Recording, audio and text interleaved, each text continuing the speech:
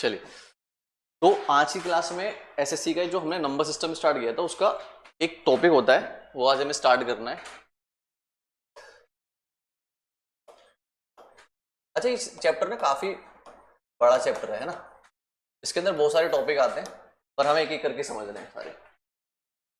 जो पहला टॉपिक है हमारा, जो हमने कर लिया था, वो था नंबर्स के बारे में कि types of number, even number, odd number, composite number, prime number, ये सब हमने पढ़ लिया था।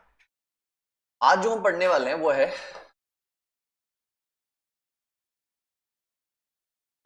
Divisibility rule. आज का टॉपिक क्या आने वाला है? Divisibility rule.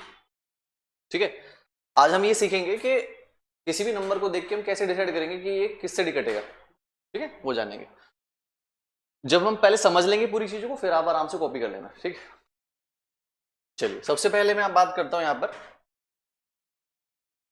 देखिए, मैंने आपके सामने कोई नंबर दिया, ठीक है, आपको कैसे पता लग जाता है कि ये 2 से कट जाता है? आपको कैसे पता लग जाता है कि 3 से कट रहा है? आपको कैसे पता लग जाता है कि 7 से कटेगा? आपको कैसे पता लगता है कि 13 से कटेगा? मैं किसी नंबर को आपके सामने दे दूं तो आप डिसाइड कर लो कि ये इससे कटने वाला है? नहीं बता सकते ना। तो उसके लिए रूल होते हैं कि अगर मैं आपको रूल बता दूं कि हाँ इसमें अप्लाई हो गया तो यहीं से कट सकता है। ठीक है, तो सबसे पहले हम बात करते हैं 2 की। 2, 3, 5 सारे डिजिट के बारे में समझेंगे एक करके। तो पहला नंबर हमारे पास आता है कि अगर कोई संख्या 2 से डिविजिबल है। किससे डिविजिबल है? तो कैसे पता लगता है? तो हम उसको ऐसे समझते हैं कि किसी भी नंबर का जो लास्ट डिजिट है, क्या है? लास्ट डिजिट, यानी कि लास्ट का अंक जो है, अंतिम अंक, वो या तो 0 होना चाहिए। क्या होना चाहिए? 0, या होना चाहिए 2, या 4, 6 या 8। इनमें से अगर किसी भी संख्या के लास्ट में ये दिख गया तो डेफिनेटली वो 2 से कट जाएगा। जैसे मैं आपसे कहता हूं कि एक संख्या है 5, 4, 3, 2, 6, और मैं कहता हूं कि इसको अगर मैं 2 से डिवाइड करूं तो क्या ये इसको पूरा पूरा डिवाइड कर देगा? तो आप कहोगे यस, ये पूरा पूरा कर देगा। कैसे पता लगा? क्योंकि इस संख्या के लास्ट में क्या आ रहा है? 6 आ रहा है। और मैंने कहा किसी भी संख्या के लास्ट में या तो 0 हो जाए, 2 हो जाए, 4 हो जाए, 6 हो जाए, 8 हो जाए, तो वो किससे कट जाता है? 2 से कट जाता है। सिंपल सा रूल है। तो 2 से रूल, मतलब 2 का रूल तो हम बचपन से पढ़ते आ रहे हैं। अगर मैंने आपसे कहा कि 7, 3, 2, 4, तो क्या ये 2 से डिविजिबल होगा? हो जाएगा कि? कैसे पता कर पा रहे हैं हम लोग बेटा? लास्ट डिजिट से पता कर पा रहे हैं। अगर मैंने आपसे कहा कि एक संख्या है 5, 3, 2, 0, क्या ये 2 से डिविजिबल हो जाएगा? तो आपने कहा सर हाँ हो जाएगा। क्यों? क्योंकि इसके लास्ट में क्या आ रहा है? 0। तो इसका सिंपल सा रूल है कि कोई भी संख्या लास्ट 2 से जब डिवाइड होगी जिसके लास्ट में 0, 2, 4, 6, 8 होगा, कोई दिक्कत नहीं इस बात में। ठीक है, उसके बाद हमारे पास आता है अगर कोई संख्या 3 से डिविजिबल है। किससे डिविजिबल है? 3 से। तो उसका रूल क्या है? तो हम बोलते हैं यहां पे सम of all digits, the sum of all digits divisible by 3। जितने भी अंक होंगे उस संख्या के अंदर, अगर हम सबको जोड़ लें और जोड़ने के बाद उसको 3 से डिवाइड करें, अगर वो 3 से कट गया तो डेफिनेटली वो 3 से कट जाएगा। एग्जाम्पल के लिए समझ लो, मैंने एक संख्या दी, ठीक है, 5, 3, 2, 2, और मैं आपसे पूछ रहा हूं कि ये 3 से डिविजिबल होगा या नहीं होगा। तो आपको करना क्या है? आपके अंदर, आपके पास जितने भी डिजिट यहां पे दिख रहे हैं सबको ऐड कर लो। जैसे 5 + 3 प्लस में 2 और प्लस में 2, आप मुझे बताओ कितना आएगा जोड़ के? 2 और 2 4, 4 और 3 7, 7 और 5 12, 12 आएगा जोड़ के। और 12 को अगर मैं 3 से डिवाइड करूं तो क्या 3 के पहाड़े में 12 आता है? तो आपको सर हाँ आता है, 3 चौक 12 होते हैं। इसका मतलब इस संख्या के सारे अंकों का योग या सारी संख्याओं का जो डिजिट का सम है वो 3 से डिविजिबल हो गया। इसी वजह से ये संख्या 3 से कट जाएगी। किससे कट जाएगी? सिंपल रूल है। तो किसी भी संख्या को पता करना है कि वो 3 से कटेगी नहीं कटेगी, तो हमें उससे लास्ट डिजिट से मतलब नहीं है, हमें किससे मतलब है? सभी डिजिट को जोड़कर देखना पड़ेगा। ठीक है, जबकि 2 के लिए क्या करना पड़ता है? सिर्फ लास्ट डिजिट को देखना पड़ता है। किसी को दिक्कत इसमें? इजी है। अगर मैं आपसे कहता हूं एक संख्या है 1, 3, 3, 1, 4, अगर मैं आपसे कहता हूं कि ये 3 से डिविजिबल होगा या नहीं होगा, तो आप क्या करोगे? आप जोड़ोगे 4 और 1 5, 5 और 3 8, 8 और 3 11, 11 और 1 12, कितना हो गया इसका सम? इसका सम 12 है और 12 3 के पहाड़े में आता है, इसका मतलब ये पूरी संख्या 3 से डिवाइड हो जाएगी, सोचने की जरूरत नहीं पड़ेगी। ये सिंपल सा रूल है 3 का। उसके बाद 3 के बाद कौन सा नंबर आता है हमारे पास? 4 आता है। तो 4 का रूल ये कहता है कि लास्ट की जो 2 डिजिट है, last 2 digit must be divisible bye 4। इसमें एक अंक नहीं लेते, इसमें लास्ट के 2 डिजिट लेते हैं। कितने डिजिट लेते हैं लास्ट की? 2 डिजिट। जैसे एग्जाम्पल के लिए मैं कहूं आपसे, एक संख्या है हमारे पास 54332 और मैंने कहा ये संख्या जो है 4 से डिवाइड होगी या नहीं होगी, पता करना है मुझे। तो आप क्या करोगे? आपको लास्ट की 2 डिजिट पकड़नी है। कितनी डिजिट पकड़नी है? 2। सिंगल डिजिट नहीं, लास्ट की 2 डिजिट। अब आपके सामने 32 आ गया, तो आपने कहा 32 4 के पहाड़े में आता है क्या? तो आपने कहा हाँ आता है, 4 8 32 होता है, होता है। तो इसका मतलब है लास्ट की 2 डिजिट जो है 4 से कट रही है, इसका मतलब ये पूरी संख्या भी 4 से कट जाएगी, सोचने की जरूरत नहीं है। क्लियर है? यानी कि 4 के लिए लास्ट की 2 डिजिट, 2 के लिए लास्ट की डिजिट 0 2 4 6 या 8 होनी चाहिए, तभी कटेगा।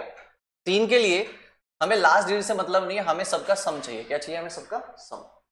ये हो गया हमारा 4 का रूल, ठीक है। उसके बाद हमारे पास नेक्स्ट नंबर आता है 5 का रूल। किसका रूल? 5 का। तो 5 का रूल ये कहता है कि अगर किसी भी संख्या के लास्ट डिजिट या तो 0 हो जाए या हो जाए 5, अगर किसी की संख्या के लास्ट में या तो 0 दिख जाए या क्या दिख जाए 5, तो वो डेफिनेटली 5 से कट जाएगा। जैसे एग्जांपल अगर मैं आपको दूं 3210, मैंने आपसे कहा कि बताओ ये 5 से डिवाइड होगा ही नहीं होगा, तो आपने क्या किया? आपने कहा सर देखो इसके लास्ट में क्या आ रहा है? 0 आ रहा है, और जिसके लास्ट में 0 या 5 दिख जाएगा तो वो 5 से कटेगा कटेगा। तो इसका मतलब ये है डेफिनेटली ये 5 से डिविजिबल हो जाएगा। अगर मैं आपसे कहूँ ये 5215 है, क्या ये 5 से कटेगा? तो आपने कहा सर लास्ट में क्या आ रहा है? 5 आ रहा है, तो डेफिनेटली ये 5 से डिवाइड होगा, ठीक है। तो हमें धीरे धीरे सारे रूल समझने हैं, और ये मैं क्यों सिखा रहा हूं? क्योंकि ये क्वेश्चन में अप्लाई होंगे। पहले हमें सीखना है, देन उसके बाद क्वेश्चन कैसे होते हैं वो मैं आपको समझाऊंगा, ठीक है, एक एक करके। 2 का रूल समझ में आ गया सभी को? क्या है? जिसके लास्ट में 2 4 6 8 0 होना चाहिए। 3 का रूल में क्या है? Sum of all the digit divisible by 3, सारे अंकों का सम 3 से कटना चाहिए। 4 के लिए लास्ट की 2 डिजिट 4 से कटनी चाहिए।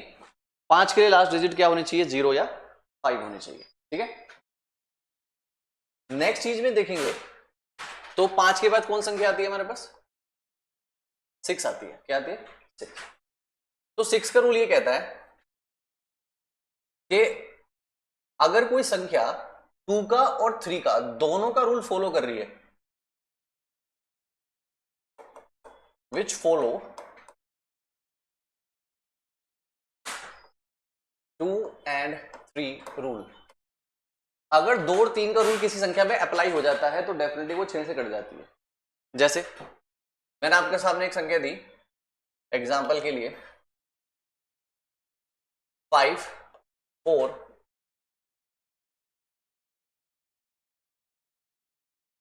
ठीक है, क्या है ये? 5 4 3 1 2, और मैं आपसे जानना चाह रहा हूं कि बताइए 6 से कटेगी या नहीं कटेगी। तो आपके मन में सबसे पहले आएगा कि ये 2 का रूल फॉलो होना चाहिए इसमें और 3 का रूल फॉलो होना चाहिए। तो आपने कहा सर 2 से तभी कटेगा जब लास्ट में 2 4 6 8 में से कोई एक होगा, तो हमें 2 मिल गया, तो इसका मतलब 2 से कटेगा। 3 से कटने के लिए इनका सम 2 और 1 3, 3 और 3 6, 6 और 4 10 और 5 15, क्या 15 जो है क्या 3 से कट जाता है? तो इसका मतलब ये 3 का रूल भी फॉलो कर रहा है और 2 का रूल भी फॉलो कर रहा है, इसका मतलब डेफिनेटली 6 से कट जाएगा। आगे बात समझ। तो 6 का रूल क्या है?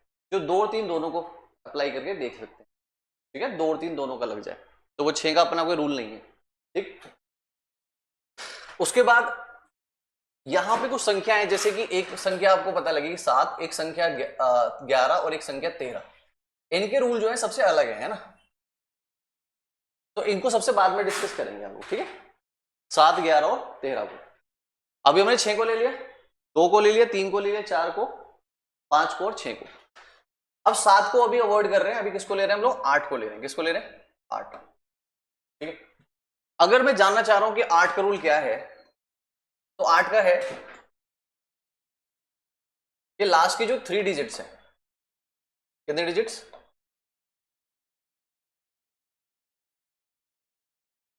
इसमें लास्ट की जो 3 अंक होने चाहिए वो 8 से कटने चाहिए। तो ये 8 से कट जाएगा। जैसे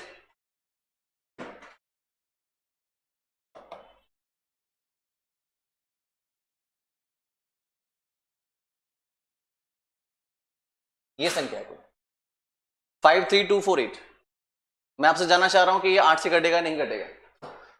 तो आप क्या करने वाले हो, आज की लास्ट की 3 डिजिट पकड़ोगे, ठीक है, कितने डिजिट पकड़ोगे, 3, काट के देखो, 8 के पाड़े में 8 3 24 और 8 एकम 8 कट जाएगा, 31 बार में कट जाएगा, 8 3 24 8 एकम 8। इसका मतलब ये संख्या की लास्ट 3 डिजिट 8 से कट गई, तो इसका मतलब ये पूरी संख्या भी कटेगी डेफिनेटली। पूरी संख्या को सोचना नहीं है फिर तो, 3 अंक कट गए तो पूरी संख्या भी 8 से कट गई, ठीक है। तो 8 का रूल क्या है, लास्ट की डिजिट, ठीक है। नेक्स्ट कौन सी आती है 8 के बाद, 9 आती है। 9 के लिए अगर मैं बात करूं तो 9 के लिए ध्यान से देखो, जैसे 3 का होता है ना रूल, सेम 9 का भी होता है। सम ऑफ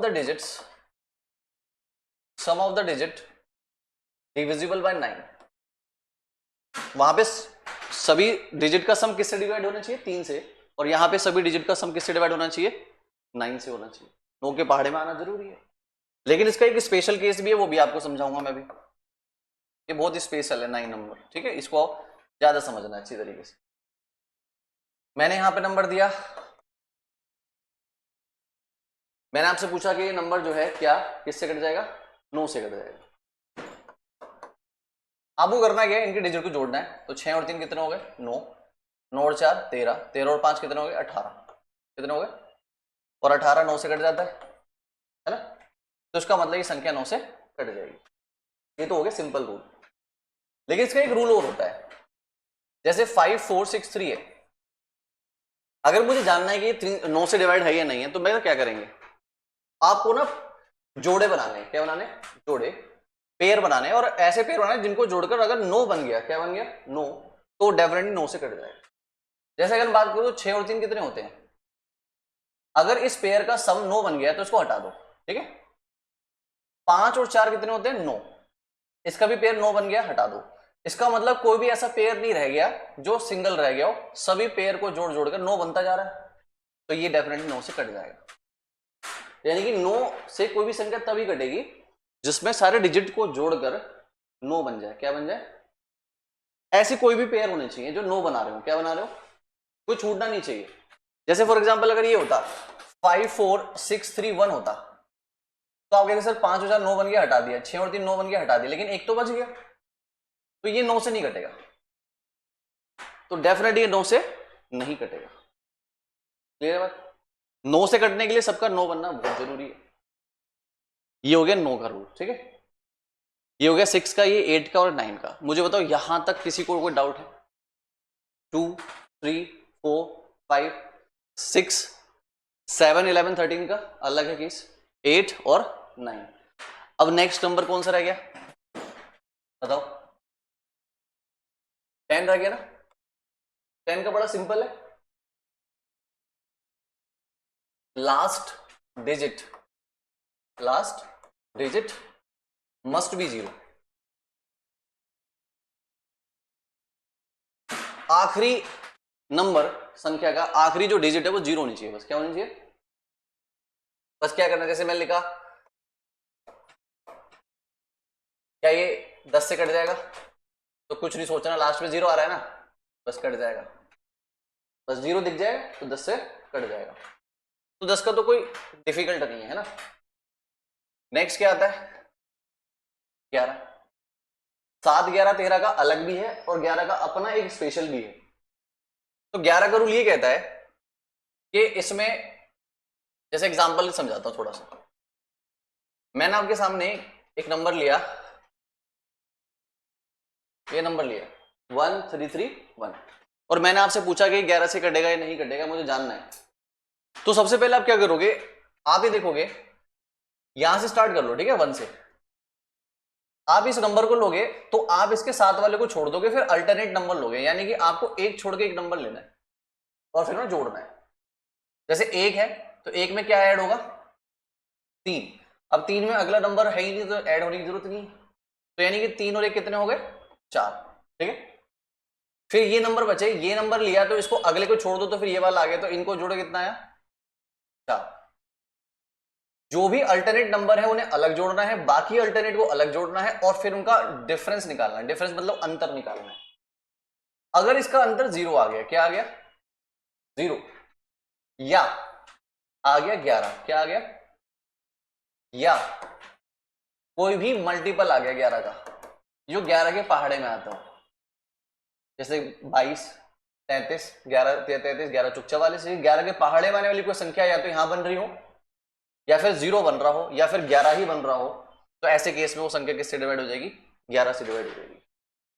ठीक है, जैसे मैं एक संख्या देता हूं 14641, ये है कोई संख्या, और मैं आपसे कहता हूं कि 11 से कटेगी नहीं कटेगी, तो आपको करना क्या है, आप यहां से स्टार्ट करो, 6 और 1 7, 7 और 1 8, 8 बन गया, फिर 4 और 4 8, क्या इनका डिफरेंस 0 आ रहा है, अगर इनका डिफरेंस 0 आए तो 11 से कट जाएगा। ठीक है, तो यानी कि 11 से कटने या सिंपल अल्टरनेट डिजिट को यूज करना है। ठीक है, और ये सबसे ज्यादा जब आप क्वेश्चंस करोगे, अभी मैं आपको दिखाऊंगा सीजीएल के क्वेश्चन, ठीक है, जो डिविजिबिलिटी बेस्ड क्वेश्चन बनते हैं एग्जाम्स में डिविजिबल के ऊपर, वो सारे के सारे पता है किस पे दिखाई देंगे आपको, एक तो दिखाई देंगे 9 के रूल के ऊपर, एक दिखाई देंगे तुम्हें 11 के, और एक दिखाएंगे 8 के। ये बहुत ज्यादा एग्जाम में देखने को मिलते हैं, 9, 11 और 8। तो 11 का रूल बहुत ज्यादा फॉलो होता है, क्वेश्चन आपको देखने को मिलेंगे, आपको खुद ये पता लग जाएगा यार जितने क्वेश्चन हम कर रहे हैं उस सब में 11 का रूल बड़ा यूज हो रहा है। इन एग्जामिनर यही पूछ रहा है, फेवरेट हो गया मतलब उसका 11, क्या पता उसका फेवरेट 9 हो, क्योंकि 9 पे भी क्वेश्चन बना रहा है एग्जाम। ठीक है, जितने भी एसएससी के पेपर में क्वेश्चन बन रहे हैं वो 9 पे, 11 पे और 8 पे बहुत ज्यादा बनते हैं। ठीक है, जब मैं आपको क्वेश्चन कराऊंगा तो सारे के करके दिखा दूंगा। ठीक है, अब ये हो गया 11 का रूल। अब 11 के बाद किसका रूल होता है, 12 का, 13 का, ऐसा सबका रूल है, बहुत सारे रूल है। अब आगे के रूल जितने भी होंगे उन सब में जो हमने रूल्स पढ़े हैं उन्हीं को तोड़ तोड़ कर रूल्स बनेंगे। जैसे मैं आपसे कहता हूं, अगर मैं ये बोल दूं कि बताओ यार 72 का रूल क्या है, अब क्या हम सारे याद करेंगे 72 का, 73 का, 74 का, सब तो बहुत दिमाग खराब हो जाएगा। तो हम क्या करेंगे, जैसे कोई हमसे कोई कह रहा है कि 72 से कटेगा या नहीं कटेगा, तो हम ना इसके 2 टुकड़े कर लेंगे। कितने टुकड़े कर लेंगे, 2, और ऐसे 2 टुकड़े करेंगे जिनके रूल हमने पढ़ रखे हैं। तो 72 का फैक्टर ये भी हो सकता है कि 12 इंटू 6 हो सकता है, 12 6 72 होते हैं। आपके मन में 36 इंटू 2 भी आ रहा होगा, आपके मन में 8 इंटू 9 भी आ रहा होगा, 9 8 72, 36 दूनी 72, 12 6 72, 24 3 72, 2 टुकड़े करने। लेकिन मैं आपसे कह रहा हूं कि इन सब में से किसका रूल आप जानते हो, तो आपने कहा सर 8 का और 9 का रूल हम जानते हैं, जानते हैं ना, तो इसीलिए इसके ऐसे 2 टुकड़े करो जिनके रूल आपको पता हो। ऐसे नहीं कुछ भी कर लिया, ऐसे रूल करने हैं जिसके रूल आपको पता हो। जैसे 8 और 9 का, 8 का रूल क्या होता है, लास्ट की 3 डिजिट। 9 का रूल क्या है, सभी को जोड़कर 9 से कट जाना चाहिए। तो अगर ये दोनों का रूल फॉलो हो गया तो डेफिनेटली वो 72 से कट जाएगा, इसमें दोनों आ रहे हैं। अगर 72 में 8 और 9 दोनों आते हैं तो 8 का रूल भी फॉलो होना चाहिए, 9 का भी, दोनों का फॉलो हो गया तो 72 से कट गया। अब किसी ने कह दिया कि बताओ 88 का रूल बताओ, अब हमें नहीं पता 88 का रूल क्या है, तो हमने कहा कि इसके 2 टुकड़े कर लो। तो 2 टुकड़े तो ये हो सकते हैं 88 इंटू में 1, 88 का 88 होते हैं, पर ये तो कोई फायदा ही नहीं हुआ से करने का। लेकिन अगर मैं कहूं कि 11 इंटू 8 कर लो तो 11 8 88 होते हैं, और 11 का रूल हमने पढ़ लिया है और 8 का रूल भी हमने पढ़ लिया है, दोनों का रूल हम जानते हैं, तो ये हमारे लिए आसान हो जाएगा क्वेश्चन करने के लिए। तो किसी भी क्वेश्चन को जब आप तोड़ोगे तो ऐसे हिस्से में तोड़ना जिसके रूल आपको पता हो, ऐसे नहीं कुछ भी तोड़ दिया। ठीक है, ये सब छुपे होंगे सब कभी कहीं ना कहीं, जो भी नंबर एग्जामिनर पूछेगा तो ध्यान रखना ये नंबरों में, ये नंबर जो भी हमने पढ़े वो सब छुपे होंगे अंदर उसके, बस वही पकड़ना है उस चीज को। ठीक है, 11 और 8, 9 और 8 है ना, 6 का रूल भी हमें बताया तो 6 में तोड़ सकते थे। तो ऐसे हिस्सों में तोड़ेंगे तो इनके सबके रूल पता लगते चले जाएंगे। ठीक, ये तो हो गया नॉर्मल बात है ना कि डिविजिबिलिटी रूल के ऊपर। अब एक चीज और समझनी है कि एक यहां पे एक चीज समझा देता हूं छोटी सी, जो कि आपको समझने के लिए बस ध्यान रखनी है। एक संख्या होती है 101। क्या संख्या होती है? ये इंपॉर्टेंट लिख देता हूं, एग्जामिनर इस पे क्वेश्चन पूछ लेता है, ठीक है। 101। अब ये 101 जो है ना, वैसे तो ये एक प्राइम नंबर है। क्या है? अगर आपको नहीं पता तो बता दूं, प्राइम नंबर वो होते हैं जो अपने आप से कटते हैं बस। तो 101 को 101 के अलावा कोई नहीं काट सकता, ठीक है। तो ये क्या है? प्राइम नंबर है। अब मैं आपसे कहना चाह रहा हूं कि 101 ऐसा नंबर है, अगर आप किसी संख्या को लो ए बी फॉर्म में, मतलब ए बी का मतलब है 2 अंक है इसमें। कितने अंक है? 2।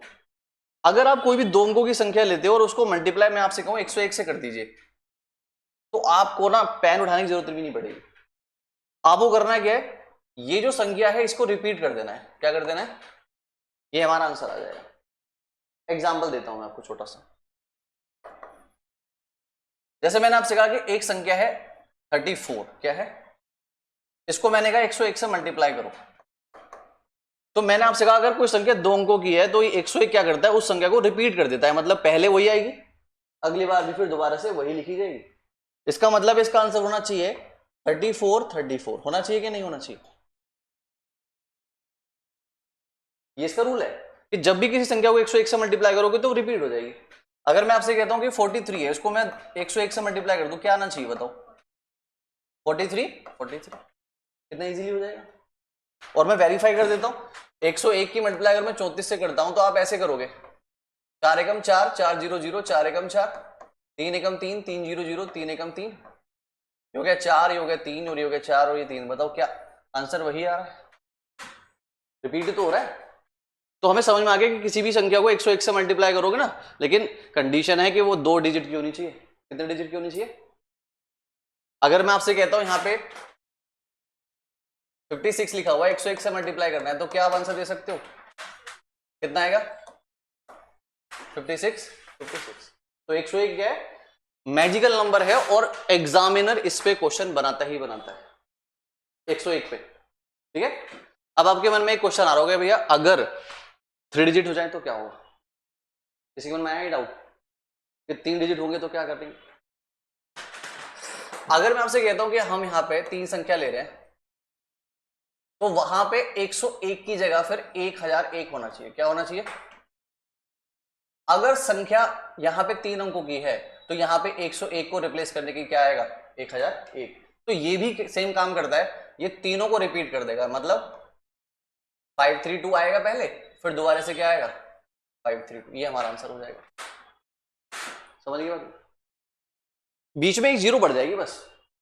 अगर मैं कहता हूं 4 अंकों की संख्या लेता हूं मैं 4321, और इसको मल्टीप्लाई अगर मैं करूं तो इससे तो कर नहीं सकता, मैं इससे कर सकता, तो मुझे क्या करना पड़ेगा? 1 2 3 और फिर यहां पर 1, ठीक है। और अब ये क्या करेगा? इसको क्या कर देगा? रिपीट कर देगा, यानी 4321 आएगा और फिर दोबारा 4321 आएगा। ये हमारा आंसर हो जाएगा। यहां तक समझ में आ गया सभी? तो मेरा कहने का मतलब ये है कि 101 2 डिजिट को रिपीट करता है, 1001 3 डिजिट को रिपीट करता है, और 10001 4 संख्याओं को रिपीट करता है, 4 डिजिट को। और ऐसे अगर मैं एक जीरो ले लूं तो वो 5 को रिपीट कर देगा। तो ये काफी चीजें इंपॉर्टेंट हो जाती हैं, ठीक है। सीजीएल में इस पे क्वेश्चन बहुत बार पूछा गया है, ठीक है। क्वेश्चन पता है क्या था? थोड़ा सा मैं अभी आइडिया देता हूं। क्वेश्चन ये था, क्वेश्चन ये था कि a number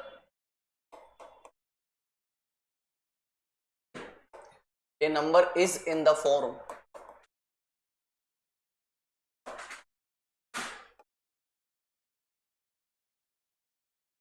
A number is in the form of A B A B. एक नंबर इस फॉर्म में लिखा गया A B A B, then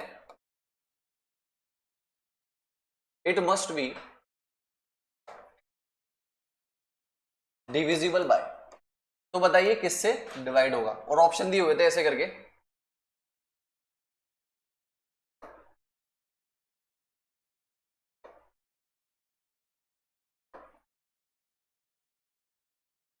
ठीक है। तो क्या आंसर होगा आपके हिसाब से?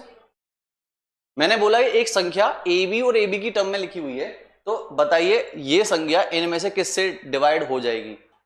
तो आपने कहा सर ये देखो 2 डिजिट है, ये रिपीट हो रही है, क्या हो रही है, रिपीट। और जब 2 डिजिट रिपीट होते तो डेफिनेटली वो 101 से मल्टीप्लाई करके आई है, किससे करके आई है, 101 से। तो उसका मतलब ये पूरे संख्या 101 से कटना चाहिए, तो आप आंसर दे दोगे 101। तो ये सिंपल सा एग्जाम में पूछ लिया, लेकिन किस पर बेस पूछ लिया, 101 के रूल पे, है ना। तो 101 का रूल बहुत ज्यादा इंपॉर्टेंट हो गया, ठीक है। या फिर कभी ऐसे क्वेश्चन भी बन सकता है, एग्जामिनर ने एक बार ये भी पूछा है, देखो छोटा सा ऐसे दिया हुआ था, एक नंबर है, ठीक है, और ऐसे लिखा हुआ था, एक नंबर है जो कि लिखा हुआ है 5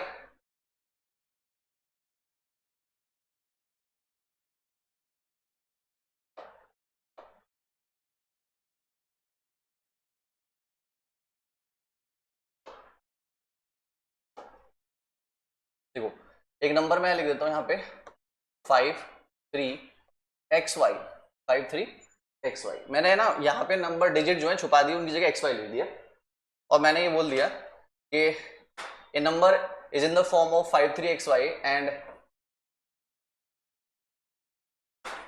इट इज डिविजिबल बाय 101। ये 101 से डिवाइड है, मैं बता रहा हूं आपको, मैं पूछ नहीं रहा हूं, मैं बता रहा हूं कि ये नंबर जो है 101 से डिविजिबल है। देन 3x प्लस 2y क्या होगा, ये मैंने एग्जामिनर ने पूछ लिया है सीजीएल में। ऐसे कुछ भी पूछ लेता है ना एग्जामिनर। क्या क्वेश्चन दिया मैंने, एक नंबर है 53xy और ये नंबर जो है 101 से डिवाइड है, बता दिया एग्जामिनर ने कि 101 से क्या हो रहा है, कट रहा है। तो आप बस ये बताओ 3x प्लस 2y क्या होगा। तो आपके मन में यह आएगा कि अगर ये संख्या 101 से कट रही है ना, तो डेफिनेटली ये जो शुरू के 2 अंक हैं ये दोबारा पे रिपीट हुए होंगे ना। इसका मतलब है x की जगह पे क्या आएगा 5 और y की जगह पे क्या आएगा 3। तो x और y पता लग गए पता। और जैसे और x और y पता लगे तो हमें इसकी वैल्यू पूछी थी, तो मैंने x की जगह 5 रख दिया, तो 5 दिया 15 हो गया, और y की जगह मैंने 3 रख दिया, तो 2 दिया 6 हो गया, तो 15 और 6 कितना आ गया 21। ये मेरा आंसर आ गया। समझ पा रहे हो, यानी कि जो रूल मैं आपको सिखा रहा हूं ये रूल क्वेश्चन में बदल जाएंगे, अभी किस बदल जाएंगे, क्वेश्चंस में। और ये तभी आप कर पाओगे जब आपको रूल सारे पता होंगे। थोड़ा आइडिया मिल रहा है कि आपको रूल के बेसिस पे क्वेश्चन एग्जाम पूछ रहा है। छोटा छोटा एग्जाम्पल मैं आपको दे पा रहा हूँ, ठीक है। बाकी मैं सीजीएल के क्वेश्चन लेके आऊंगा तो आपको ज्यादा पता लगेगा। यहां तक किसी को डाउट तो नहीं 101 के लिए, ठीक है। सेम क्वेश्चन अगर एग्जामिनर बना दे ये करके, चलो मैं तुमसे पूछता हूं, तुम बताना एक बार आंसर क्या होगा, ठीक है सभी लोग। अगर मैं आपसे कहता हूं कि एक नंबर है और वो कुछ इस फॉर्म में है 731xyz and this number is divisible by 1001 then x plus y upon में z क्या होगा, बताना। कोशिश करो एक बार इसको करने की, कितना होगा देखो।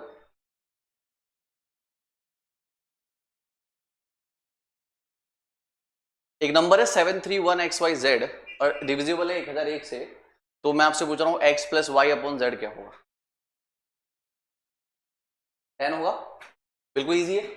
कैसे पता लगा, हमने कह दिया कि सर ये जो 6 अंकों की संख्या, कितने अंकों की संख्या 6, लेकिन शुरू के 3 अंक पता है, लास्ट के 3 अंक नहीं पता है, लेकिन इसने ये कह रखा है कि ये किससे डिवाइड है 1001 से। और हमें पता है कि जब कोई संख्या 1001 से डिवाइड होती है तो शुरू की 3 डिजिट और लास्ट की 3 डिजिट रिपीट हो जाती है।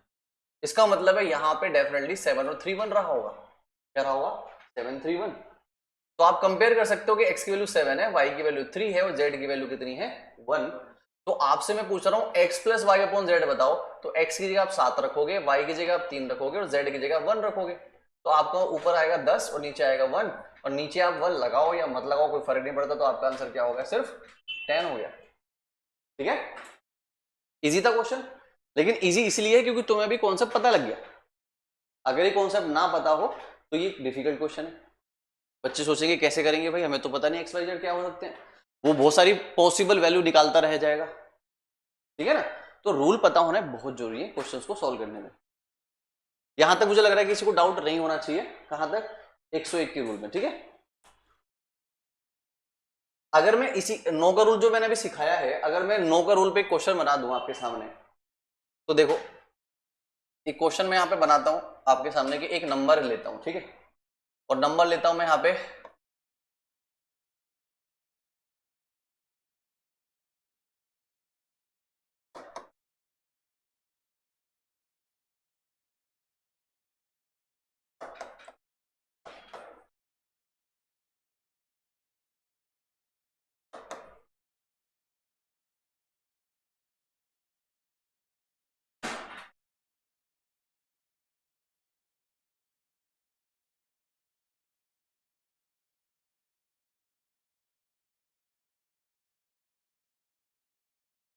देखो ये क्वेश्चन है, ठीक है। क्या क्वेश्चन बोल रहा हूं मैं कि एक संख्या है 543x, यहां पे मैंने एक डिजिट को मिस कर दिया है आपके सामने, और मैंने ये बता दिया कि संख्या 9 से कट रही है। किससे कट रही है?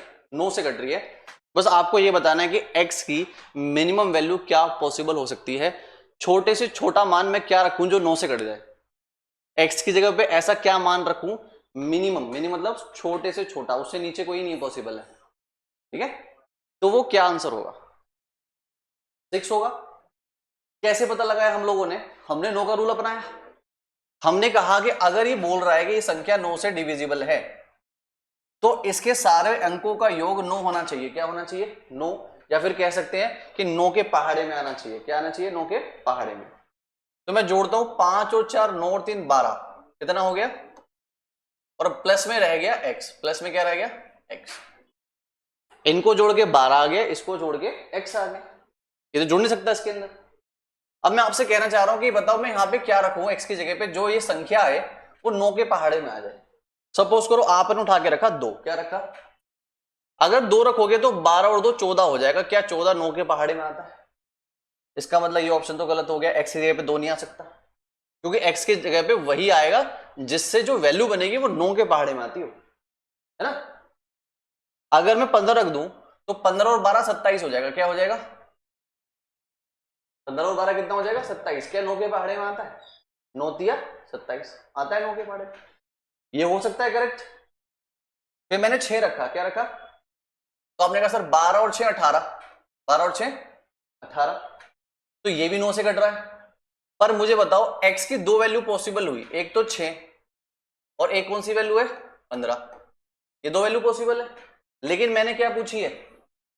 मिनिमम पूछी है। तो क्या आंसर दोगे इनमें से? 6। समझ पा रहे हो? मिनिमम पूछा है, मैक्सिमम पूछता तो 15। बट 15 आंसर कभी नहीं हो सकता। 15 आंसर कभी क्यों? क्योंकि यहां पे जो हम लिखते हैं वो हमेशा डिजिट लिखते हैं। क्या लिखते हैं? 15 कोई डिजिट नहीं है। डिजिट होती है टोटल 10। कितनी होती है? 0 1 2 3 4 5 6 7 8 और 9। ये इन्हें कहते हैं अंक। क्या कहते हैं इन्हें? डिजिट होती है ये। लेकिन अगर इन्हीं को मिला दिया जाता है तो बन जाते हैं नंबर, संख्या बन जाती है। जैसे कि अगर मैं इन दोनों को मिला के ऐसे लिख दूं तो ये 45 एक नंबर बन गया। क्या बन गया? 2 अंकों का एक नंबर बन गया। अगर मैं ऐसे इन तीनों को मिला दूं तो बन जाएगा 678, यानी 3 अंकों की एक संख्या बन जाएगी। क्या बन जाएगी? संख्या। तो संख्या अलग चीज होती है, डिजिट अलग चीज होती है। इतनी बात क्लियर है सभी? तो अगर मैं आपसे कहता हूं यहां पे x की 15 आएगा तो क्या मैं गलत नहीं कह रहा तुमसे? क्या 15 कोई डिजिट है? डिजिट कितनी होते हैं टोटल? 10, 0 से लेकर 9 तक। और यहां पर जो आएगा वो इनमें से कोई एक आ सकता है। 15 तो हम किसी भी तरीके से यहां पर नहीं डाल सकते, नहीं डाल सकते ना। तो कोई भी आंसर ऐसे डिजिट पूछ ले तो 9 से बड़ा अगर कुछ दिख जाए तो वो वैसे ही गलत है। लेकिन अगर 2 आंसर मैच कर रहे हो तो उनमें से आपको कौन सा चुनना है? मिनिमम पूछा है। अगर मैं इसी का आंसर मैक्सिमम पूछ लेता तो आपका आंसर बदल जाता। ठीक है ना। तो ध्यान रखना है क्वेश्चन में पूछ क्या रहा है। थोड़ा आइडिया हो रहा है क्वेश्चन में डिविजिबिलिटी रूल पे कैसे क्वेश्चन बनेंगे। आपको यहां पे बहुत सारी चीजें मिसिंग कर दी जाएंगी, और मिस करने के बाद आपसे क्या पूछ लेगा कि इससे डिवाइड है तो बताओ वहां पे क्या क्या पॉसिबल हो सकता है। पॉसिबिलिटी पूछ लेगा आपसे, कितनी वैल्यू पॉसिबल है, मिनिमम वैल्यू क्या पॉसिबल है, मैक्सिमम वैल्यू क्या पॉसिबल हो सकती है। ठीक है ना। और टोटल भी पॉसिबल पूछ सकता है। तो ये अभी हमने जो पढ़ा है वो 101 का रूल पढ़ा है और थोड़ा सा 9 के बेसिस पे क्वेश्चन हमने किया है, ठीक है। नेक्स्ट हमारे पास आता है एक वर्ड होता है जो कि बहुत ज्यादा हम यूज करने वाले आने वाले क्वेश्चंस में। तो आपने शायद सुना हो इस वर्ड को। तो एक वर्ड होता है डिजिटल सम। क्या होता है?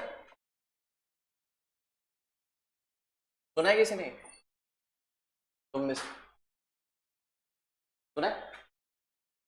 कभी सुना हो? सम नहीं सुना है, ठीक है। क्या मतलब है इसका? तो मैं इसको पहले एक्सप्लेन करता हूं और ये कैसे इस्तेमाल होता है क्वेश्चंस में, तब देखते हैं। जब हम कभी क्वेश्चंस करेंगे और हमारे पास कोई मेथड नहीं होगा तो मैं क्वेश्चन को ऑप्शन से करूंगा और ऑप्शन में मैं यूज करूंगा डिजिटल सम।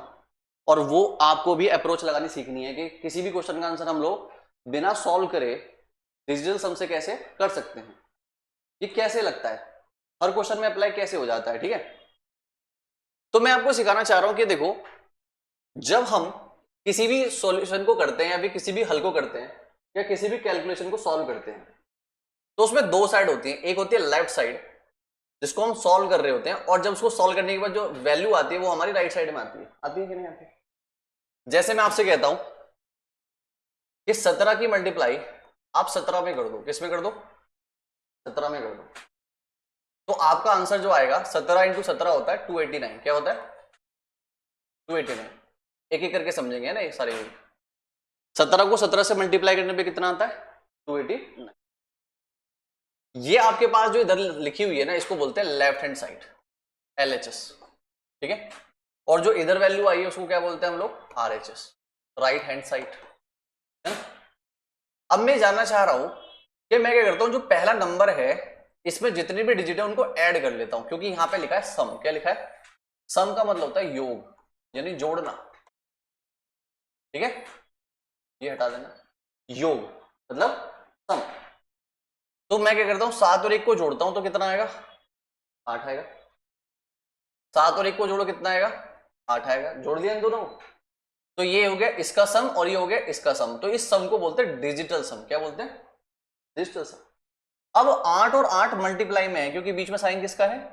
मल्टीप्लाई का। तो इनको भी मल्टीप्लाई कर लेते हैं, तो 8 8 हो जाएगा 64। क्या हो जाएगा? 64। अब ये जो दो डिजिट है इनको भी ऐड करना है। कितना आएगा? 6 और 4। अब ये जो 10 आया इसकी भी दोनों डिजिट को जोड़ना है, तो कितना आएगा? 1। यानी कि इस पूरे नंबर को हम जोड़ते चले गए तब तक जब तक एक सिंगल डिजिट ना बन गया हो। क्या बन गया हो? Single digit. तो जब हम किसी चीज को सॉल्व करते हैं तो लास्ट में जो वैल्यू सिंगल डिजिट होती है वो उसका डिजिटल सम होता है। क्या होता है उसका? बात समझ पा रहे हो? इसी तरीके से मैं आप कहता हूं राइट साइड को सॉल्व करते हैं। तो 9 और 8 17, 17 और 2 कितने हो गए? 19। कितने हो गए? लेकिन 19 का भी 1 और 9 को जोड़ो 10, और 10 का भी 1 और 0 को जोड़ो 1। इसका सिंगल डिजिट भी क्या बन गया? 1। तो इसका मतलब मैं कह सकता हूं कि जब हम किसी भी कैलकुलेशन को करते हैं सॉल्व, तो उसकी जो लेफ्ट हैंड साइड होती है और जो राइट हैंड साइड होती है क्या हमेशा सेम डिजिटल सम देते हैं? आप कोई भी कैलकुलेशन को जब सॉल्व करोगे ना तो उसकी जो लेफ्ट हैंड साइड की जो वैल्यू होगी और जो राइट साइड की जो वैल्यू होगी वो हमेशा सेम रहेंगी। क्या रहेंगी? सेम, कभी नहीं बदलेंगी।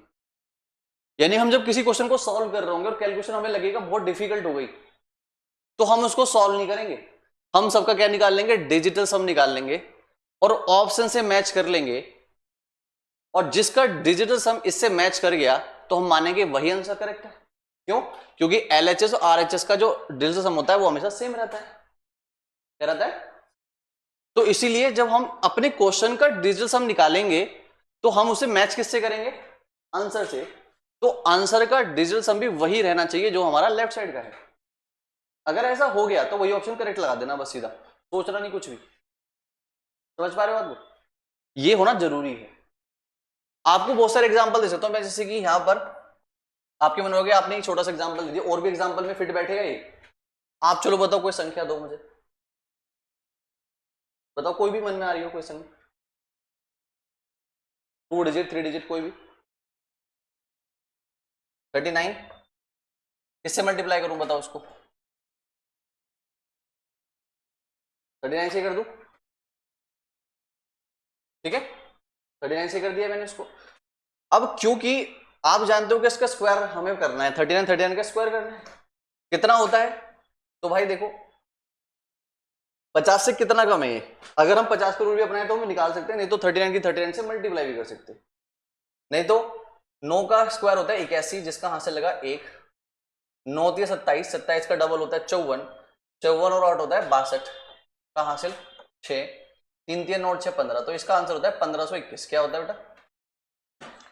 1521। ये आंसर आ गया हमारा। अब मैं जानना चाह रहा हूं कि लेफ्ट साइड की जो डिजिट सम है और राइट साइड का जो डिजिट सम है वो सेम होना चाहिए। चलो देखो 9 और 3 कितना हो गया? 12, लेकिन 12 जो है वो सिंगल डिजिट नहीं है, उसको भी जोड़ना पड़ेगा, तो कितना बनेगा?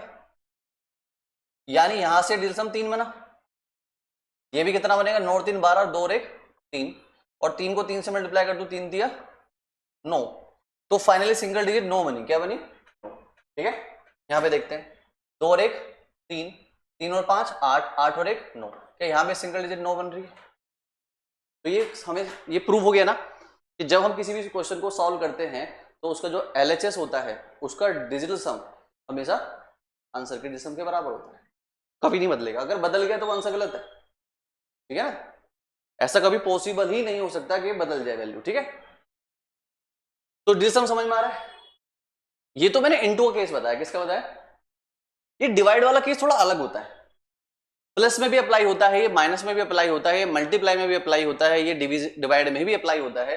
लेकिन जब डिवाइड के केस में जैसे कुछ ऐसे केस आ जाते हैं जहां पे फेल हो जाता है, क्या हो जाता है? वहां पे फेल हो जाता है ये कुछ केसेस में, वो भी जानना जरूरी है। हर जगह अप्लाई नहीं होगी चीज, पर हाँ प्लस में माइनस में इंटू में तो कुछ सोचना ही नहीं है, कुछ नहीं सोचना। लेकिन जब डिवाइड की बात आई वहां पे कुछ केसेस में क्या हो जाएगा? ये फेल हो जाएगा। अभी मैं कौन सा एग्जाम्पल लिया मैंने? मल्टीप्लाई का। दूसरा एग्जाम्पल मैं लेता हूं माइनस का। किसका लेता हूं? माइनस का ले लेता हूं। तो एक छोटा सा एग्जाम्पल लिया मैंने,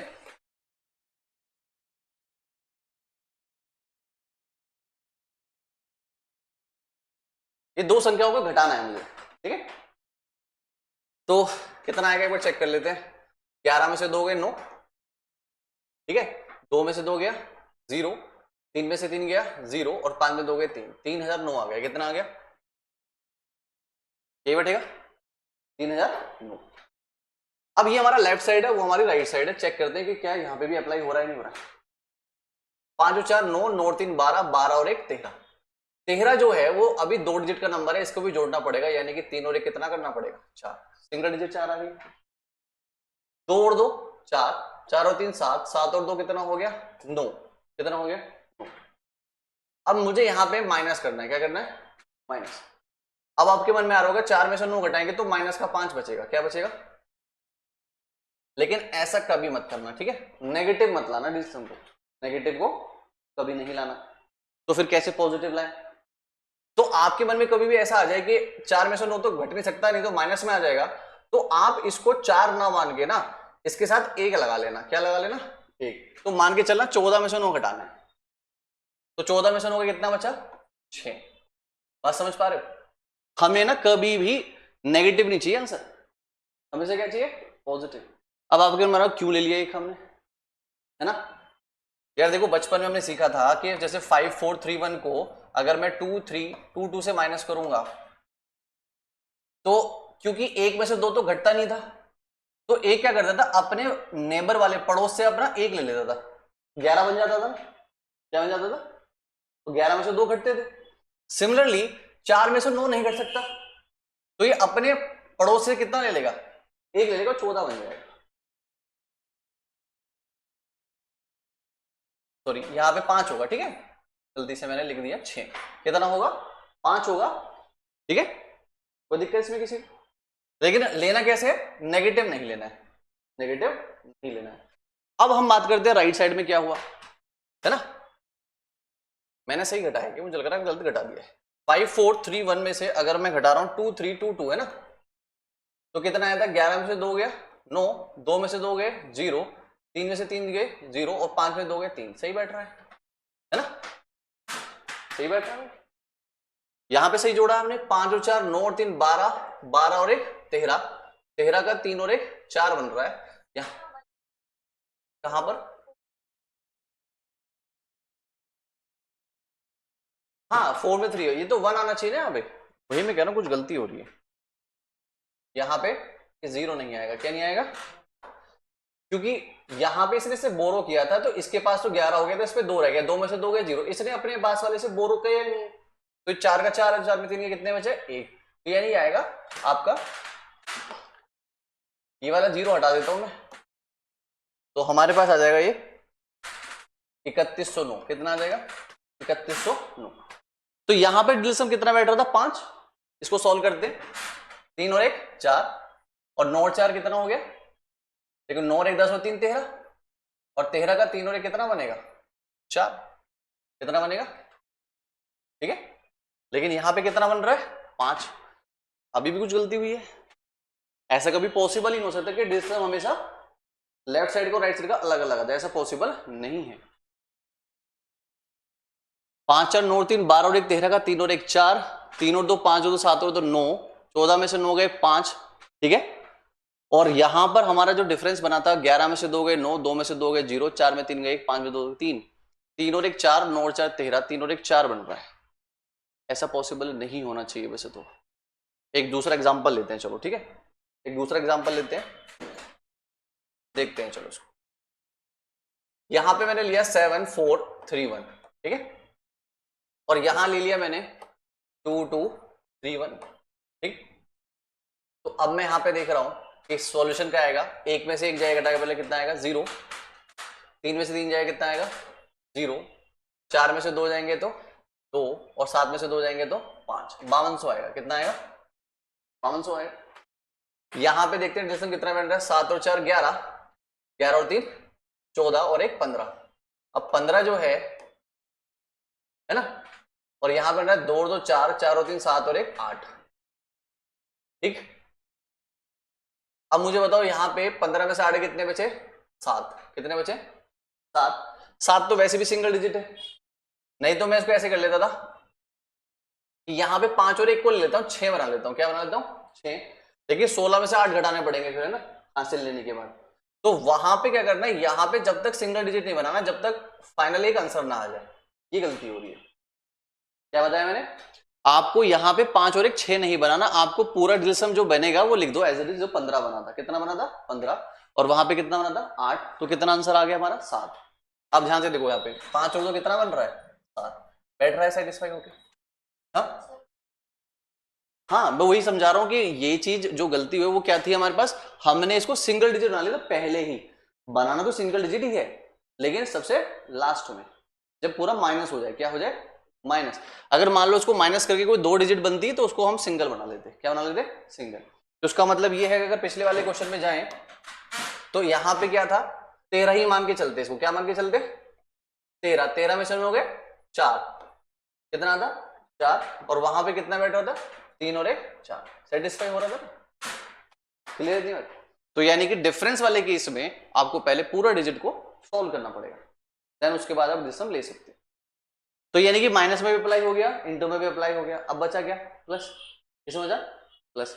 अगर मैं प्लस की बात करूं तो आप देखो ध्यान से, यहां पे प्लस ले लेता हूं मैं, यहां पे 2 1 3 4, और प्लस में 7 3 2 1, जोड़ेंगे तो कितना आएगा? 4 और 1 5, 3 और 2 5, ठीक है, 3 और 1 4, और 7 और 2 9, ये आएगा 9 4 5 5। अगर मुझे लेफ्ट साइड को देखना है तो को 4 और 3 7 और 1 8 हो तो 10, कितना बन गया? 10। 2 और 1 3 और 3 6, और 7 13 बन गया। 13 और 10 कितने होते हैं? 23। लेकिन 23 की अगर सिंगल डिजिट बनाना है तो क्या करना पड़ेगा? 5। क्या बनाना पड़ेगा? 5। सेम यहां पे देखो, 5 और 5 10, 10 और 4 14, 14 और 9 कितने हो गए? 23, और 23 का अगर दोनों डिजिट को जोड़े तो कितना आएगा? 5। बैठ गया ना यहाँ पे? यानी कि प्लस में भी अप्लाई हो रहा है, माइनस में भी अप्लाई हो रहा है, इंटू में भी अप्लाई हो रहा है। अब बात किसकी रहेगी लास्ट? डिवाइड में। और डिवाइड का बड़ा ज्यादा सोच के चलना है ना। डिवाइड में क्या करना पड़ेगा हमें? जैसे अगर देखो, जब डिवाइड में हम बात करते हैं तो ऊपर वाले पार्ट को बोलते हैं न्यूमरेटर, नीचे वाले को बोलते हैं डिनोमिनेटर। हिंदी में कहते हैं इसको अंश, और नीचे वाले को बोलते हैं हर। सुना होगा, हिंदी मीडियम में से आप में से कोई है तो इस तरह से बोला जाता है, और अदरवाइज न्यूमरेटर एंड डिनोमिनेटर बोला जाता है, ठीक है। अब होता क्या है, जब डिवाइड में कोई संख्या आएगी तो जो नीचे वाले को देखना है, बस किसको देखना है, डिनोमिनेटर को देखना है। बस क्या करना है आपको, अगर डिनोमिनेटर आपको दिख जाए एक, क्या दिख जाए, एक, दो दिख जाए, चार दिख जाए, पांच दिख जाए, ठीक है, सात दिख जाए, आठ दिख जाए, ठीक है, बस अगर इनमें से कोई भी नंबर दिख जाए किसी के डिवाइड में, तो आपको इनको बदलना है, किसमें, आपको इनको 10 बनाना है। क्या बनाना है, 10, किसी भी तरीके से। जैसे एग्जांपल बताता हूं, अगर आपके सामने नीचे एक आ गया तो आपको कुछ नहीं करना, एक को एक रहने देना, ठीक है। लेकिन अगर आपके सामने ऊपर कुछ भी हो, नीचे दो आ गया, क्या आ गया नीचे, दो, तो मैं आपसे क्या कह रहा हूं, इसको किसी भी तरीके से 10 बनाना है। क्या बनाना है, 10। तो आप इसको नीचे भी 5 से मल्टीप्लाई कर दोगे, ऊपर भी 5 से मल्टीप्लाई कर दोगे, तो 5 दूनी कितना हो जाएगा, 10, और 10 की दोनों डिजिट को जोड़ोगे तो क्या बनेगा, 1। इस तरह सॉल्व होगा। अगर मैं आपसे कहता हूं किसी संख्या के नीचे 4 आ गया, क्या आ गया, 4, है ना, तो आप कहोगे सर देखो इसको हमें 10 बनाना है, तो एक काम करो, ऊपर नीचे 7 से मल्टीप्लाई कर दो। किससे कर दो, तो 7 चौक कितना हो गया, 28, और 28 का 8 और 2 कितने हो गए, 10, और 10 का 1 और 0 कितना हो गया, 1। समझ पा रहे बात। अगर मैं आपसे कहता हूं कि आपके पास नीचे फ्रैक्शन में 5 आ गया, क्या आ गया, 5, तो आप ऊपर नीचे 2 से मल्टीप्लाई कर दोगे तो कितना आ जाएगा नीचे, 10, और 10 का क्या बनेगा, 1 बनेगा। नीचे 10 बनाना है कैसे भी करके, 4 आएगा तो 7 से मल्टीप्लाई, याद रहेगा हमें, 5 आएगा तो 2 से, 2 आएगा तो 5 से, उल्टे हैं दूसरे के। उसके बाद क्या आ रहा है, 7। अगर किसी के नीचे 7 दिख गया तो बेटा ऊपर नीचे किससे, 4 से, क्योंकि 7 चौक 28, और 28 का 8 और 2 10, बन गया 10, और 1 बन गया। 8 आएगा तो 8 से ही करना है, किससे करना है, तो ऊपर तो जो भी है हमें ऊपर से मतलब नहीं है, हमें नीचे से मतलब, 8 8 64 हो जाएगा, और 64 का 6 और 4 कितना हो जाएगा, 10, तो 10 का क्या हो जाएगा, 1। यानी हम समझ गए कि जब भी कभी क्वेश्चन आएगा फ्रैक्शन में, तो 1 2 4 5 6 7 सॉरी 1 2 4 5 7 8 का जो रूल है वो आराम से अप्लाई हो जाएगा, सबको 10 बनाया जा सकता है, ठीक है। लेकिन अगर ऐसा हुआ कि डिनोमिनेटर में हमारे पास 3 आ गया, क्या आ गया, ये आ गया 6 या फिर आ गया 9, यहां पे डिजिटल सम हो जाएगा फेल। क्या हो जाएगा, यहां पे फेल हो जाएगा। यहां पे हम इसको कभी भी 10 नहीं बना पाएंगे। 3 को 10 बना सकते हो, बताओ किस संख्या से मल्टीप्लाई करो तो 10 बन जाए। 1 से करो 1 बनता है, 3 बनेगा, 2 से करो 6 बनेगा, 3 से करो 9 बनेगा, 4 से करो 12 बनेगा, कभी 10 नहीं आ सकता। 3 के पहाड़े नहीं आ सकता ना, मतलब कोई ऐसी संख्या बन ही नहीं सकती जो 10 ला दे। सेम 6 के साथ भी होगा, सेम 9 के साथ भी होगा। तो यानी कि ये 3 संख्या किसी भी चीज के नीचे दिख जाएं तो वहां पे आप डिजिटल सम अप्लाई मत करना, वहां पे रहने देना। लेकिन जहां पे इनमें से कुछ दिख जाए तो वहां पे डिजिटल सम अप्लाई कर सकते हैं। यहां तक मुझे बताओ दिमाग में चीज चल रही है कि जो हम समझ रहे हैं कि उसे अप्लाई कर सकते हैं आगे वाले क्वेश्चंस में। इनटू में कोई दिक्कत नहीं है, प्लस में कोई दिक्कत नहीं है, माइनस में कोई दिक्कत नहीं, लेकिन डिवाइड में हमें बस ये 3 डिजिट को ध्यान रखना है। यहां पे फेल हो जाएंगे, है ना, यहां पे अप्लाई नहीं कर पाएंगे। जैसे अगर मैं छोटा सा एग्जांपल दूं डिवाइड वाला, तो आपको पता है कि अगर मैं 32 और 32 कोई संख्या है, 32 इसको मैं 101 से डिवाइड कर रहा हूं। किससे कर रहा हूं, 101 से। तो आपको पता है कि ये जो 32 है ये कब आई होगी, ये तब आई होगी जब 101 से 32 को मल्टीप्लाई किया होगा, तभी तो आया होगा ये। तो इसका मतलब है 101 से अगर इसको डिवाइड किया जाए तो क्या 32 आना चाहिए, क्या आना चाहिए भाई। देखो ना ये जो चीजें क्या लिखी है, ये 101 अपॉन 101 इंटू 32 नीचे 101 से डिवाइड कर रहा हूं, तो क्या ये दोनों तो कटेंगे, ये तो बच जाएगा ना। अगर मैं आपसे कह रहा हूं कि 4343 को 101 से डिवाइड करो तो क्या आना चाहिए, 43, बस 101 जो उसके अंदर है इंक्लूड वो हटा दिया हमने, ठीक है। अब बात करते हैं इसमें डिसम लगेगा नहीं लगेगा। बात करते हैं, देखो 4 और 3 7, 7 और 3 10, 10 और 4 14, 14 का 4 और 1 5 हो गया, नीचे 1 और 1 कितने हो गए, ये आ गया हमारा। देखिए जैसे हमने देखा कि फ्रैक्शन में डिनोमिनेटर इनमें से कुछ है, तो जैसे इसमें 2 आ रहा है, नीचे क्या आ रहा है, क्या बनाना पड़ेगा, 10 बनाना पड़ेगा, क्या बनाना पड़ेगा 10, तो ऊपर नीचे किससे मल्टीप्लाई करेंगे 5 से, कर दिया, ऊपर हो गया 5 पंजे 25 और नीचे हो गया 2 पंजे 10, और 10 से काम खत्म हो गया क्योंकि नीचे तो 1 बन गया, नीचे क्या बन गया 1, उसका काम खत्म। तो 5 और 2 कितने बने 7, यानी कि हमारा जो क्वेश्चन है उसका डिविजन 7 है, क्या है 7। अब चेक कर लो यहाँ पे 4 और 3 7 बन रहा है, ठीक है। यानी कि हमें डिवाइड करें चाहे मल्टीप्लाई करें, भाई डिविजन कहीं नहीं जाने वाला, ये हमेशा इक्वल रहेगा, कभी बदलेगा ही नहीं। अगर मैं आपसे कहता हूं कि ये संख्या है 34 को अगर आप 17 से काटते हो, कैसे काटते हो 17 से, तो आपको पता है कि 17 दूनी 34 होते हैं, यानी 2 आंसर आएगा, कितना आएगा आएगा। पर अगर मैं इसको सॉल्व करता तो इसका सम बढ़ता 4 और 3 कितना 7, 7 और 1 8 आ जाता नीचे।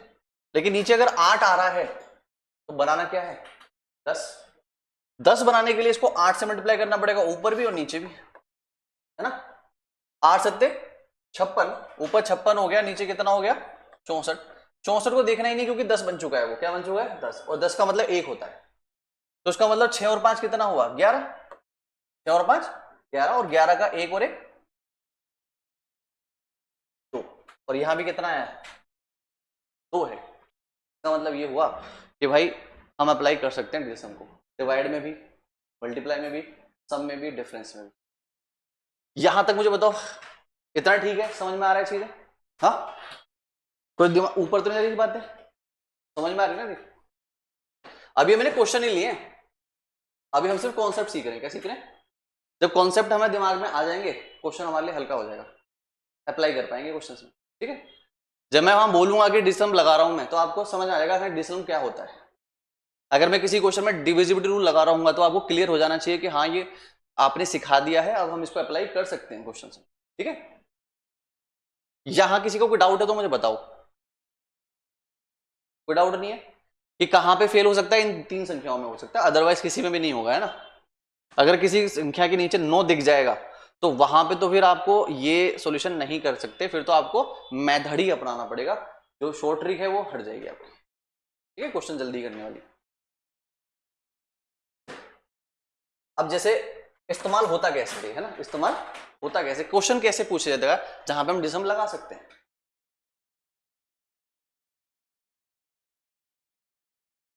ये चाहे हम प्रॉफिट लॉस करेंगे तब भी अप्लाई होगा, हम जो सिंपल इंटरेस्ट कंपाउंड इंटरेस्ट करेंगे तब भी अप्लाई होगा, हम लोग पार्टनरशिप करेंगे तब भी अप्लाई हो जाएगा, हम लोग कोई भी कैलकुलेशन कर रहे होंगे तब भी अप्लाई हो जाएगा, हर जगह हम लोग डिजिटल सम का यूज करते रहेंगे।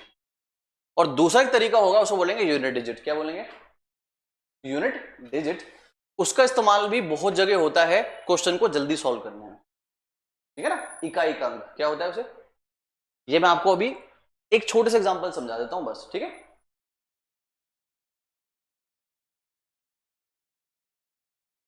तो छोटा सा एग्जांपल ये ले रहा हूं मैं यहां पे, यूनिट डिजिट से कैसे पता लग सकता है सॉल्यूशन क्या है, ठीक है। पहले तो आप सभी जानते हो कि यूनिट डिजिट होती क्या है बेटा, बताओ। हिंदी में कहते हैं इकाई का अंक।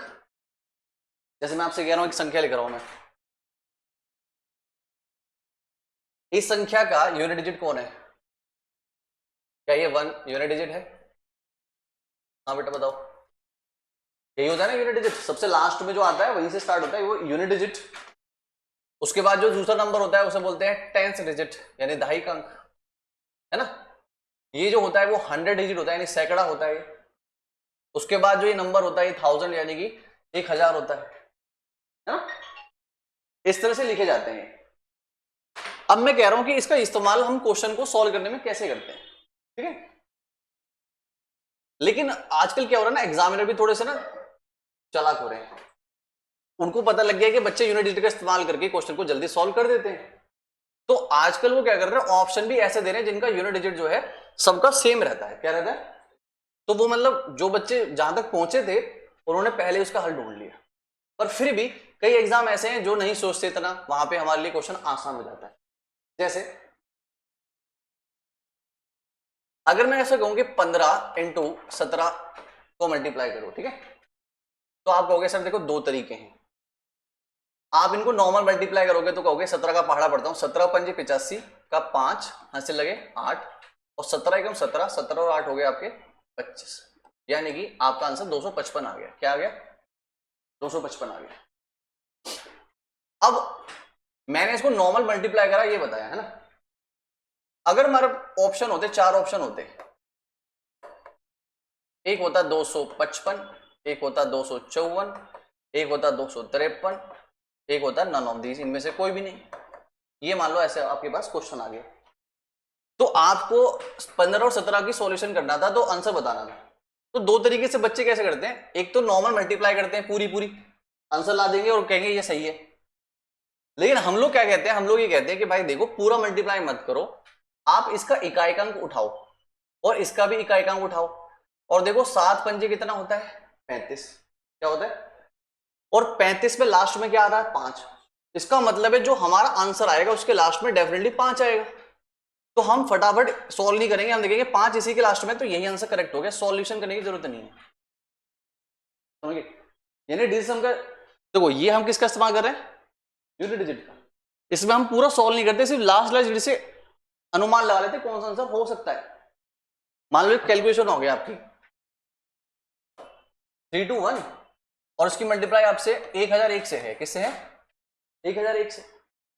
अब ये तो हमें पता है वैसे तो, कितना आंसर आएगा इसका? 321। 321 मान लो ये हमें नहीं पता होता है ना, और हमारे पास चार ऑप्शन होते, ठीक है। अब एक में लिखा होता 3232, एक में लिखा होता 321032, एक में लिखा होता हमारे पास 321321 और एक होता 320000। ये चार ऑप्शन होते हैं। अब मान लो हमें रूल नहीं पता, ठीक है, हमें रूल नहीं पता, हम मल्टीप्लाई करना चाह रहे हैं, तो दो तरीके से बच्चे हैंडल करेंगे। एक तो जिन्हें नहीं पता वो सीधा सीधा 1001 को लिखेंगे और 321 को उससे मल्टीप्लाई करने लगेंगे, है ना, और कहेंगे 1001, 3 एकम 3003 और सॉल्व करके ला देंगे 321 और कह देंगे भाई ये ऑप्शन करेक्ट है, कहांगे ये वाला करेक्ट कर देंगे। लेकिन मैं कह रहा हूं इतना करने क्यों है? आपको पता है कि इसके लास्ट में क्या आ रहा है? इसके लास्ट में क्या है? एक को एक से मल्टीप्लाई कितना मिलता है? 1। इसका मतलब हमारे आंसर में लास्ट में डेफिनेटली 1 आएगा। इसके लास्ट में 2 आ रहा है, गलत। 2 आ रहा है, गलत। लास्ट में 0 आ रहा है, गलत। तो कौन सा ऑप्शन करेक्ट है? सी। ऐसे एलिमिनेट कर देंगे ऑप्शन। आगे बात समझ? यानी कि जब हम क्वेश्चन को जल्दी सॉल्व करेंगे तो हम उसमें यूनिट डिजिट का इस्तेमाल करेंगे बहुत ज्यादा। लेकिन हाँ, मैंने क्या कहा, एग्जामिनर अब क्या हो गया? चालाक हो गया। तो वो क्या करता है, वो चारों ऑप्शन ऐसे नहीं देता अलग अलग से। जैसे अब मान लो आपको पता लग गया 1 आएगा, तो मान लो 1 यहां भी दिख गया और 1 यहां भी दिख गया, फिर हम लोग यहां पे फेल हो गए। क्या हो गए? फेल। फिर हमारे पास क्या काम आएगा? फिर वही नेचुरल मेथड, ठीक है ना। वो डिपेंड करता है कि एग्जामिनर जो है किस सोच में रख के दिमाग में पेपर बना रहा है। क्या वो उलझाना चाह रहा है बेसिक चीजों को, जल्दी कराना चाहेगा तो वो फटाफट ऑप्शन अलग अलग दे देगा, हमारे लिए काम आसान हो जाएगा बहुत ज्यादा। कि भाई पूरा मल्टीप्लाई क्यों करें जब लास्ट से पता लग रहा है आंसर के लास्ट में डेफिनेटली 1 आएगा। यही में लास्ट में 1 दिख रहा है, डेफिनेटली यही आंसर हो सकता है और कोई आंसर नहीं हो सकता, ठीक है।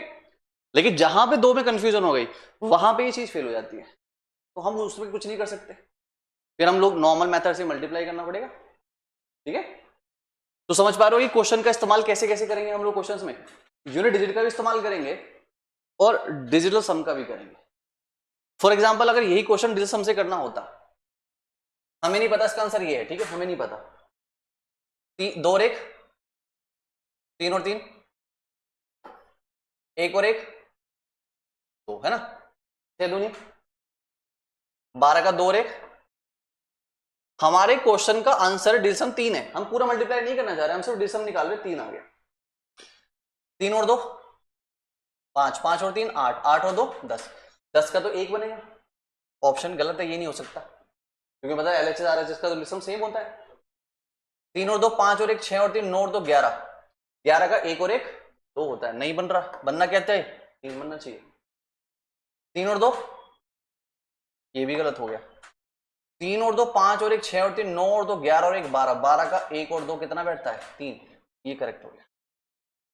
तो यानी क्वेश्चन को हम लोग या तो डिजिट सम से निपटाएंगे क्वेश्चन को, या फिर किससे करेंगे यूनिट डिजिट से। यूनिट डिजिट काम नहीं करेगा तो ये है ना डिजिट सम है, और अगर ये नहीं है तो भाई अगर ऐसा भी होगा कि दो संख्याओं का डिजिट सम सेम मिल गया, मान लो इसका भी 3 बन रहा है इसका भी 3 बन रहा है, तो फिर भाई और कोई ऑप्शन नहीं बचा, फिर तो सॉल्यूशन करना ही पड़ेगा, ठीक है। तब तो फिर और कोई तरीका ही नहीं है, कोई भी ऐसे नहीं बता देगा देखते बता दे कि हाँ इससे कटेगा ये, या फिर ये आंसर आएगा, फिर तो कोई नहीं बता सकता, फिर तो वो नॉर्मल तरीके से मल्टीप्लाई का जैसे हम करते हैं, ठीक। यहां तक किसी को डाउट तो नहीं है कोई, सारे कौन सा समझ में आ गए। डिविजिबिलिटी रूल 2 का 3 का 4 का 5 का 6 का 8 का 9 का 11 का, ठीक है। उसके बाद 101 वाला रूल, उसके बाद डिजिटल सम क्या होता है, कैसे इस्तेमाल करते हैं क्वेश्चन में, यूनिट डिजिट क्या होती है, यूनिट डिजिट का इस्तेमाल कैसे करेंगे क्वेश्चन को सॉल्व करने में, ये सारे पैटर्न जो है नंबर सिस्टम में हम पढ़ रहे हैं, तो इसलिए मैं कह रहा हूं नंबर सिस्टम बहुत ज्यादा इंपॉर्टेंट होने वाला है, ये हर एग्जाम में मतलब हर क्वेश्चन में अप्लाई होने वाला है, ठीक है। तो उसको अच्छी तरह से करना, तो आज इतना ही कर लेते हैं, है ना, ज्यादा नहीं कर रहे हैं। तो ये जो चीजें मैंने समझाई हैं, ठीक है, इनको अच्छी तरह से रीड करना है। मैं आपने कहा था लास्ट क्लास में स्क्रीनशॉट ले लेंगे, है ना, फोटो लिया आपने, ओके। तो अभी आज की क्लास को इतना ही कर लेते हैं ना।